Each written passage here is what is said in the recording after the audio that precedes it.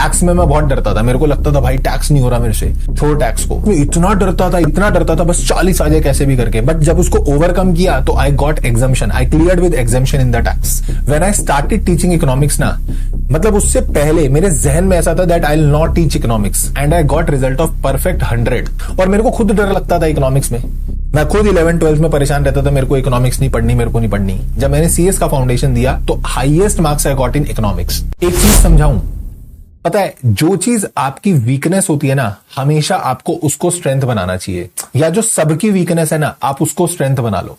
अगर आपने औरों की वीकनेसेस जो है अगर आपकी वो स्ट्रेंथ है तो भैया आप आउट परफॉर्म कर जाओगे बहुत इजीली। सर कैसे? देखो जो चीज इजी है, जो चीज कंफर्टेबल है बच्चे उसमें, तो वो सबको ही आती है, वो सब कंफर्टेबल है उसके अंदर। बट जिस टॉपिक के अंदर कुछ कुछ बच्चे जो हैं वो परेशान हो रहे हैं, बट अगर आप उस पे एक्सेल कर लो तो भैया काम बन गया। फिर काम बन गया कैसे? सोच के देखो, 30 नंबर में ये वाले चैप्टर्स भी आएंगे, बच्चे इन्हें ही छोड़ के चले जाते हैं। और जब ये वाले चैप्टर्स, अदर लॉज वाले चैप्टर, जीसी हो गया, आईयूएस हो गया, आप ये छोड़ते हो ना, तो आप अपने 10-15 मार्क्स तो यूं ही छोड़ देते हो। ठीक है, आपने 10 मार्क्स छोड़ दिए, ऑन एन एवरेज मान के चलो आपने 10 मार्क्स छोड़ दिए। और जब आपने 10 मार्क्स छोड़ दिए तो बेटा उतना ही मार्क्स आपके कम हो गए एग्जामिशन में। आप मान के चलो आप उतना दूर हो गए एग्जामिशन से। तो आपको अगर ये चैप्टर कमांड हो गई आपकी, और आप सोच के देखो फेमा तुमने बहुत सॉलिड एकदम भयंकर तरीके से कर लिया। अगर जीसीए आईयूएस पे आप मन मार के भी पढ़ना ही है ना, तो मैं बोल रहा हूं मन लगा के पढ़ लो। क्यों मन मार के पढ़ रहे हो? और मैं बोल रहा हूं ना, ये चीज को सोचो कि जो चीज से सब डरते हैं, I have to do like excellent performance, मेरे को उस चीज में देनी है जिसमें सब घबराते हैं। और असली मजा वही है जब जिससे सब लोग डरे, जिस टॉपिक से सब लोग ऐसा उनको लगे होए, और आप लोगों को, आपको वो वाला टॉपिक एकदम सॉलिड आता है। तो बोलते पूछ, क्या पूछना पूछ, मैं बताऊंगा, सब कुछ बताऊंगा, पूछ। इस टॉपिक में मेरे को बिल्कुल एकदम सब कुछ आता है। मजेदारी तो वही है, that is the good thing what you can do. तो अगर आपने वो टॉपिक को एक्सेल कर लिया तो भैया काम बन जाएगा, मैं तुमको बोल रहा हूं। और ये चैप्टर्स अगर तुमने सॉलिड कर लिए, देखो मैं बिल्कुल रिवर्सिबल अप्रोच बोलने को करने के लिए बोल रहा हूं तुमको। मैं तुमको बोल रहा हूं कि ये चैप्टर पे कमांड बनाओ, जीसीए आईयूएस को मत छोड़ो और अच्छे से पढ़ो, ताकि अगर आपके 30 में से 25 आ गए ना, 70 में से 35 लाना इज ओके। कंपनी लॉ में 70 में से 35 आ जाएंगे, very easily you can go with the examination. आप एग्जामिशन से क्लियर कर लोगे और बहुत प्यार से एग्जामिशन आएगी, 60 आ जाएंगे आपके लॉ में। ठीक है, पर अगर आपने ये छोड़ा तो फिर उतना ही तुमको कॉम्पेंसेट करना पड़ता है उधर कॉर्पोरेट लॉ में, जो आपका 70 मार्क्स वाला पार्ट है। So don't please miss this chapter, and this rule is applicable to everywhere.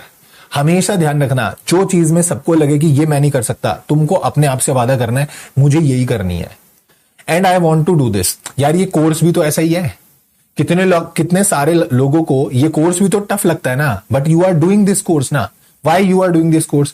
Mostly people don't even think about doing this course. वो लोग तो सोचते भी नहीं है, अपन कर रहे हैं। अगर हम लोग कर रहे हैं तो भैया हम कुछ तो अलग कर रहे हैं ना सबसे, हम कुछ तो अच्छा कर रहे हैं। तो ये जो सोच कोर्स के लिए ले रखी है, अप्लाइड एवरीवेयर। इनकम टैक्स पढ़ते हो, पीजीबीपी से डर जाते हो, पीजीबीपी नहीं करना। अरे पीजीबीपी को ही सॉलिड करो, पीजीबीपी को ही सॉलिड करो। तुमको लगता है तुम ऑडिट पढ़ रहे हो, मैं एसए नहीं पढ़ूंगा, अरे एसए को ही सॉलिड करो। अकाउंट्स पढ़ रहे हो, एएस नहीं हो रहे मुझसे, अब तो सिलेबस में ही एएस हैं सिर्फ भरे पड़े हैं। पर कोई पर्टिकुलर एएस आ गया, सर अमेलगमेशन मेरे से नहीं हो रहा, कंसोलिडेशन मेरे से नहीं हो रहा, छोड़ के जाऊंगा, उसी पे ही कमांड बनाओ और वो आएगा भी, पेपर में आता भी है। तो ऐसे पीजीबीपी भी आता है, पीजीबीपी पक्का आएगा ना। तो फिर तो आपको हमेशा उन्हीं चीज पे हथौड़ा मारना है, जो चीजें सबकी वीकनेस है आपको उसको अपनी स्ट्रेंथ बनानी है। That's it, that is what I am saying. If you will do this you will Excel.